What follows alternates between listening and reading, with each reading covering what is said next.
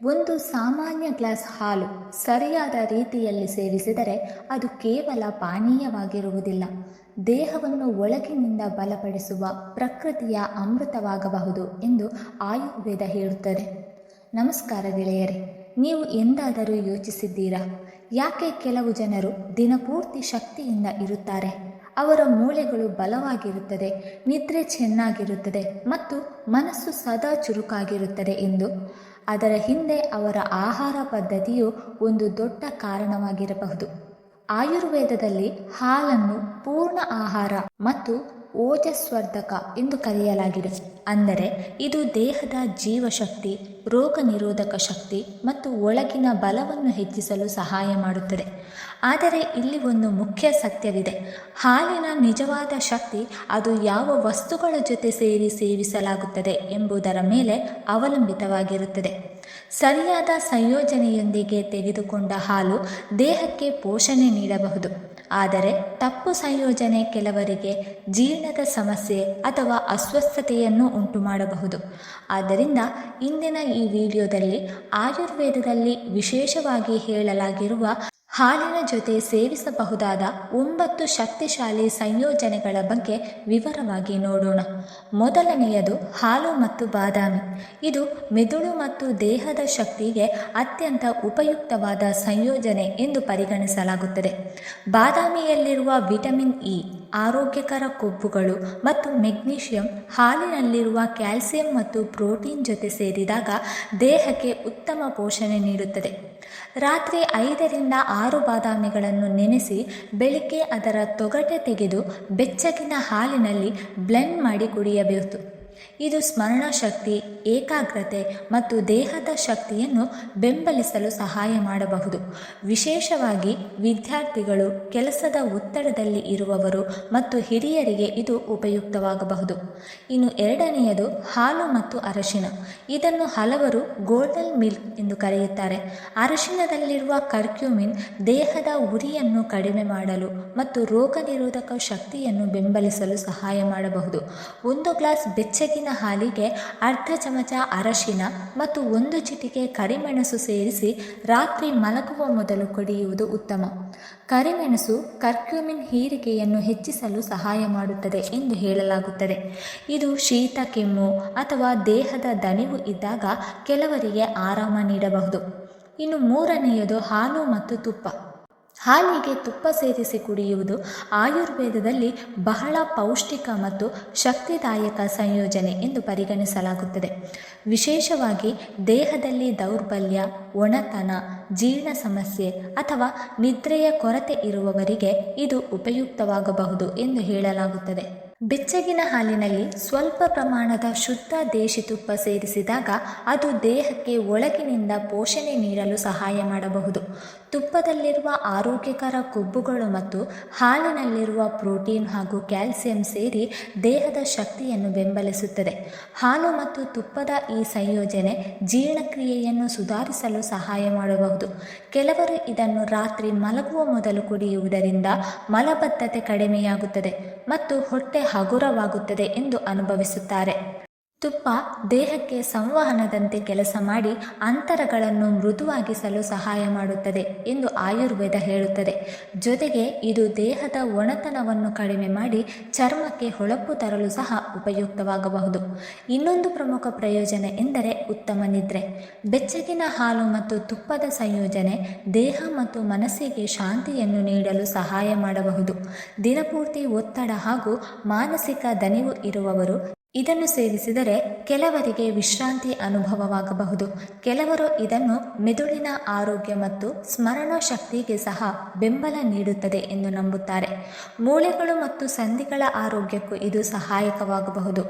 ಹಾಲಿನಲ್ಲಿರುವ ಕ್ಯಾಲ್ಸಿಯಂ ಮತ್ತು ತುಪ್ಪದಲ್ಲಿರುವ ಕೊಬ್ಬು ದೇಹದಲ್ಲಿ ಕೆಲವು ಪೋಷಕಾಂಶಗಳ ಹೀರಿಕೆಗೆ ನೆರವಾಗಬಹುದು. ವಿಶೇಷವಾಗಿ ವಯಸ್ಸಾದವರು ಅಥವಾ ದೇಹದಲ್ಲಿ ಬಲಹೀನತೆ ಇರುವವರಿಗೆ ಇದು ಉಪಯುಕ್ತವಾಗಬಹುದು. ಇದನ್ನು ಸೇವಿಸುವ ಸರಿಯಾದ ವಿಧಾನ ಎಂದರೆ 1 ಗ್ಲಾಸ್ ಬೆಚ್ಚಗಿನ ಹಾಲಿಗೆ ಅರ್ಧ ಚಮಚ ಅಥವಾ 1 ಚಮಚ ಶುದ್ಧ ದೇಸಿ ತುಪ್ಪ ಸೇರಿಸಿ ರಾತ್ರಿ ಮಲಗುವ ಮೊದಲು ಕುಡಿಯುವುದು. ಆದರೆ ಪ್ರಮಾಣ ಮಿತವಾಗಿರಬೇಕು. ಹೆಚ್ಚು ತುಪ್ಪ ಸೇವಿಸುವುದು ಎಲ್ಲರಿಗೂ ಸೂಕ್ತವಾಗುವುದಿಲ್ಲ. ವಿಶೇಷವಾಗಿ ತೂಕ ಹೆಚ್ಚಿರುವವರು, ಹೆಚ್ಚು ಕೊಲೆಸ್ಟ್ರಾಲ್ ಇರುವವರು ಅಥವಾ ಕೆಲವು ಆರೋಗ್ಯ ಸಮಸ್ಯೆಗಳಿರುವವರು ವೈದ್ಯರ ಸಲಹೆ ಪಡೆಯುವುದು ಉತ್ತಮ. 4ನೇಯದು ಹಾಲು ಮತ್ತು ಬಡ್ಸೊಪ್ಪು. ಹಾಲು ಕುಡಿದ ನಂತರ ಭಾರತ್ವ ಅಥವಾ ಅನಿಲದ ಸಮಸ್ಯೆ ಅನುಭವಿಸುವವರಿಗೆ ಇದು ಸಹಾಯಕವಾಗಬಹುದು. 1 ಗ್ಲಾಸ್ ಹಾಲಿನಲ್ಲಿ 1 ಚಮಚ ಬಡ್ಸೊಪ್ಪು ಹಾಕಿ ಕೆಲವು ನಿಮಿಷ ಕುದಿಸಿ ಕುಡಿಯಬಹುದು. ಬಡ್ಸೊಪ್ಪು ಜೀರ್ಣಕ್ರಿಯೆಯನ್ನು ಸುಲಭಗೊಳಿಸಲು ಮತ್ತು ಹೊಟ್ಟೆಯ ಅಸಹಜತೆಯನ್ನು ಕಡಿಮೆ ಮಾಡಲು ಸಹಾಯ ಮಾಡಬಹುದು. ಜೊತೆಗೆ ಉಸಿರಿನ ತಾಜಾತನಕ್ಕೂ ಇದು ಒಳ್ಳೆಯದು ಎಂದು ಪರಿಗಣಿಸಲಾಗುತ್ತದೆ. 5ನೇಯದು ಹಾಲು ಮತ್ತು ತಾವರೆ ಬೀಜ. ತಾವರೆ ಬೀಜಗಳಲ್ಲಿ ಕ್ಯಾಲ್ಸಿಯಂ, ಪ್ರೋಟೀನ್ ಮತ್ತು ಹಲವು ಪೋಷಕಾಂಶಗಳಿವೆ. ಸ್ವಲ್ಪ ಹುರಿದ ತಾವರೆ ಬೀಜಗಳನ್ನು ಹಾಲಿನೊಂದಿಗೆ ಸೇವಿಸುವುದರಿಂದ ಮೂಳೆಗಳ ಆರೋಗ್ಯಕ್ಕೆ ಬೆಂಬಲ ಸಿಗಬಹುದು. ಇದು ದೇಹದ ದೌರ್ಬಲ್ಯ ಕಡಿಮೆ ಮಾಡಲು ಮತ್ತು ಉತ್ತಮ ನಿದ್ರೆಗೆ ಸಹಾಯ ಮಾಡಬಹುದು ಎಂದು ಹಲವರು ನಂಬುತ್ತಾರೆ. ವಿಶೇಷವಾಗಿ ಮಹಿಳೆಯರು ಮತ್ತು ಹಿರಿಯರು ಇದನ್ನು ಸೇವಿಸುವುದು ಉಪಯುಕ್ತವಾಗಬಹುದು. 6ನೇಯದು ಹಾಲು ಮತ್ತು ಅಂಜೂರ. ಒಣ ಅಂಜೂರದಲ್ಲಿ ಫೈಬರ್, ಕಬ್ಬಿಣ, ಕ್ಯಾಲ್ಸಿಯಂ, ಮೆಗ್ನೀಷಿಯಂ ಮತ್ತು ನೈಸರ್ಗಿಕ ಸಕ್ಕರೆಗಳಿರುವುದರಿಂದ ಇದು ದೇಹಕ್ಕೆ ತಕ್ಷಣ ಶಕ್ತಿ ನೀಡಲು ಸಹಾಯ ಮಾಡಬಹುದು. ಹಾಲಿನಲ್ಲಿರುವ ಪ್ರೋಟೀನ್ ಮತ್ತು ಕ್ಯಾಲ್ಸಿಯಂ ಜೊತೆ ಅಂಜೂರದ ಪೋಷಕಾಂಶಗಳು ಸೇರಿದಾಗ ದೇಹಕ್ಕೆ ಉತ್ತಮ ಪೌಷ್ಟಿಕತೆ ಸಿಗುತ್ತದೆ. ವಿಶೇಷವಾಗಿ ದೇಹದಲ್ಲಿ ದೌರ್ಬಲ್ಯ ಅನುಭವಿಸುವವರು, ಬೇಗ ಸುಸ್ತಾಗುವವರು ಅಥವಾ ತೂಕ ಕಡಿಮೆ ಇರುವವರು ಇದನ್ನು ಸೇವಿಸುವುದರಿಂದ ಲಾಭ ಪಡೆಯಬಹುದು.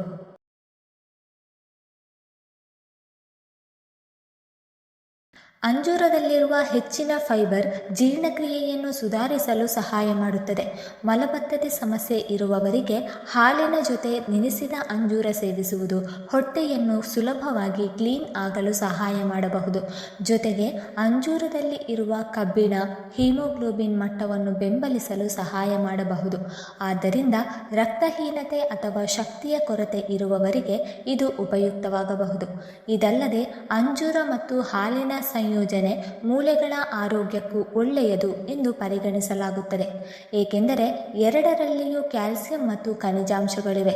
ಕೆಲವರು ಇದನ್ನು ನಿದ್ರೆ ಚೆನ್ನಾಗಿರಲು ಮತ್ತು ದೇಹದ ಒಳಗಿನ ದಣಿವು ಕಡಿಮೆ ಮಾಡಲು ಸಹ ಬಳಸುತ್ತಾರೆ.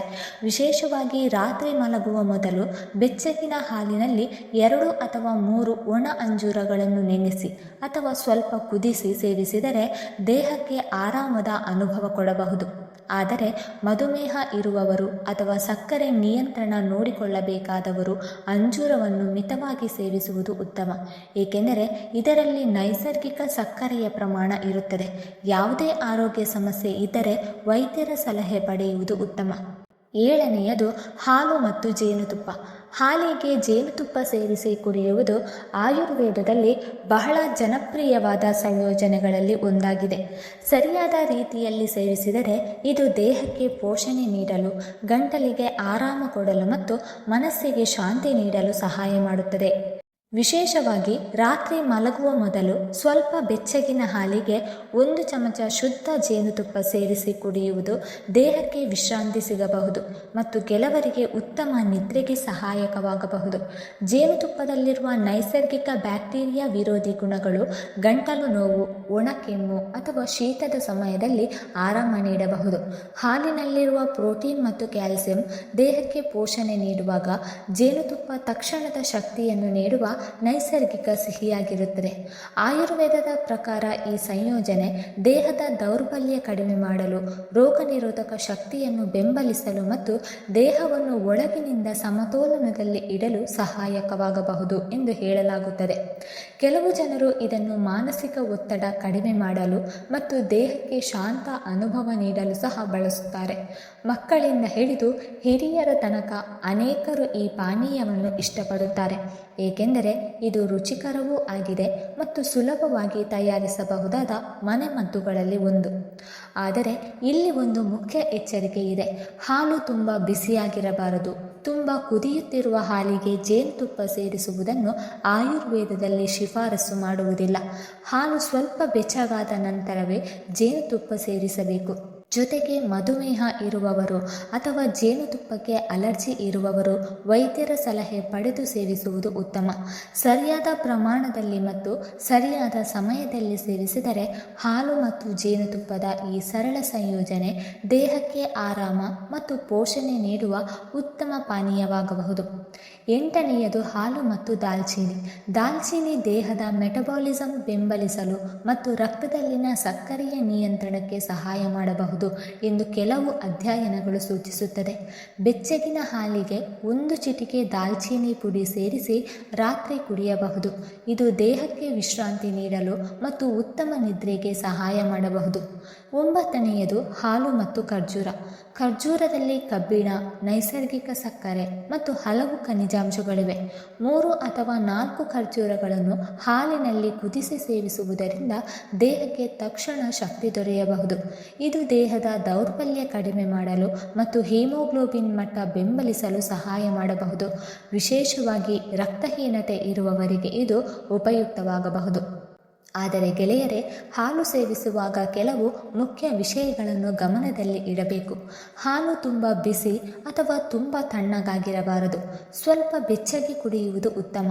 ಹಣ್ಣುಗಳು, ಮೀನು ಅಥವಾ ಮಾಂಸದೊಂದಿಗೆ ಹಾಲು ಸೇವಿಸುವುದನ್ನು ಆಯುರ್ವೇದದಲ್ಲಿ ತಪ್ಪಿಸಲು ಹೇಳಲಾಗುತ್ತದೆ.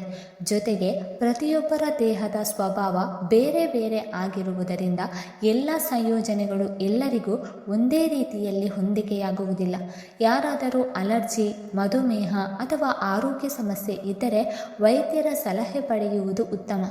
ಹಾಲು ಅಥವಾ ದೇಸಿ ಹಸುವಿನ ಹಾಲು ಬಳಸಿ ನಿಮ್ಮ ದೈನಂದಿನ ದಿನಚರಿಯಲ್ಲಿ ಹೀಗೆ ಸೇವಿಸಬಹುದು. ಉದಾಹರಣೆಗೆ, ಬೆಳಗ್ಗೆ ಬಾದಾಮಿ ಅಥವಾ ತಾವರೆ ಬೀಜ ಹಾಲು, ಮಧ್ಯಾಹ್ನ ಅಂಜೂರ ಅಥವಾ ಖರ್ಜೂರ ಹಾಲು, ಶಕ್ತಿ ಬೇಕಾದಾಗ ರಾತ್ರಿ ಅರಶಿನ, ತುಪ್ಪ ಅಥವಾ ದಾಲ್ಚೀನಿ ಹಾಲು.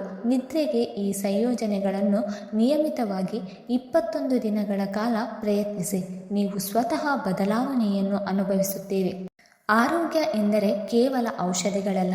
ಪ್ರತಿದಿನ ನಾವು ಸೇವಿಸುವ ಆಹಾರದಲ್ಲಿಯೇ ನಮ್ಮ ಶಕ್ತಿ ಅಡಗಿದೆ. ಸರಿಯಾದ ರೀತಿಯಲ್ಲಿ ಸೇವಿಸಿದ ಹಾಲು ದೇಹಕ್ಕೆ ಪೋಷಣೆ, ಮನಸ್ಸಿಗೆ ಶಾಂತಿ ಮತ್ತು ಜೀವನಕ್ಕೆ ಹೊಸ ಶಕ್ತಿಯನ್ನು ನೀಡಬಹುದು.